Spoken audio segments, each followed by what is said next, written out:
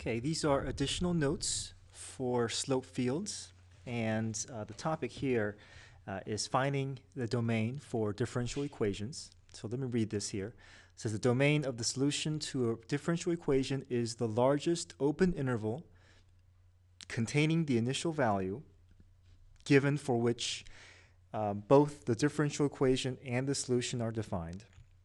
This is called the maximum interval of existence. Okay, so basically we have to find the domain, but keep in mind the restrictions that exists from the differential equation. So that's what we have to keep in mind. Okay, so here are the steps. We're going to solve the differential equation. We're going to find the specific solution. We're going to find the initial domain of the specific solution. And then we're going to further restrict that domain by looking at the domain of the differential equation and be sure that the initial condition is included in the domain. And we can confirm this by graphing the solution using the slope fields to help us determine our domain, and then incorporate our restrictions to find that final domain. Okay, domain can only be one open interval that includes the initial value, so we can keep that in mind. Okay, so let's look at our differential equation for number one, and we can sketch we can fill in the slope fields by looking at some characteristics here. You see both x and y are in the denominator that are being multiplied.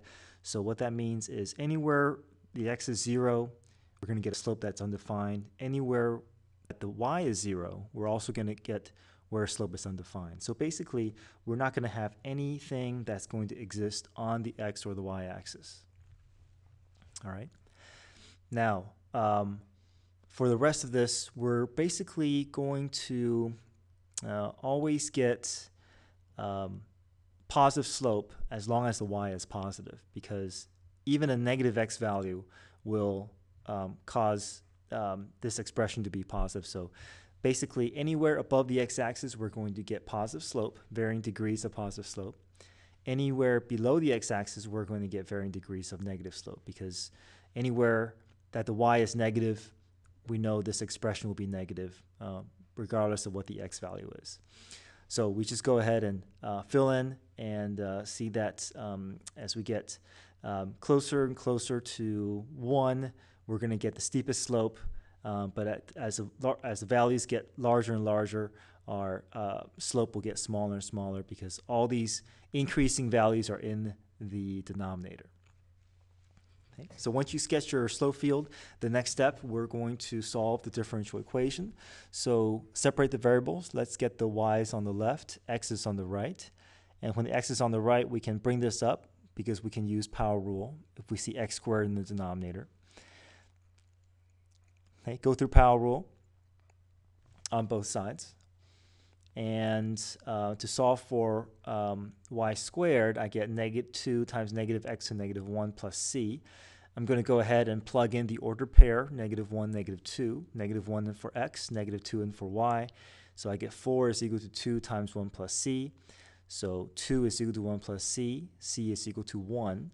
So I have my specific solution. I still need to get down to y, so take the square root of both sides. Y is equal to plus or minus square root of -2 over x plus 2. And once we have that, we have to choose the equation that satisfies this order pair. So we have 2 to choose from, and it's going to be the -1. Okay, the -2 over x plus 2 square root. If I plug, to double check, if I plug -1 in for x, I'll get 2 plus 2, which is 4. Square root of 4 is 2. -2, that will match this y value of -2. And if we graph this, we're going to get a graph that's going to have a square root where the graph is moving towards the left. So we can also look at the graph and see that if we want to go through this order pair -1, 1, our graph will just follow the flow of the graph to the left. However, we know that this graph is not going to exist at when y is equal to 0. Okay, and if when x is equal to 0, because we see an x in the denominator of this differential equation. So if we know that the graph is going to stop here, and it's remember, domain can only be one open interval that includes the initial condition. So we know that this is the graph that is going to be for this differential equation. So if that's the case, then we know the domain is simply going to go from negative infinity to 0. Okay. Next part here, find the equation of the line tangent through -1, -2. So I have that work shown here. So if I want to find the equation of a tangent line, I know the ordered pair is -1, -2. My slope, I'm going to use my differential equation, plug -1, -2 in, and that's going to give me 1 over -1 squared times -2, which is -1/2. So that's my slope. I have my slope. I have my ordered pair. Plug into point slope form to get my equation of my tangent line. So y plus 2 is equal to -1/2 x plus 1.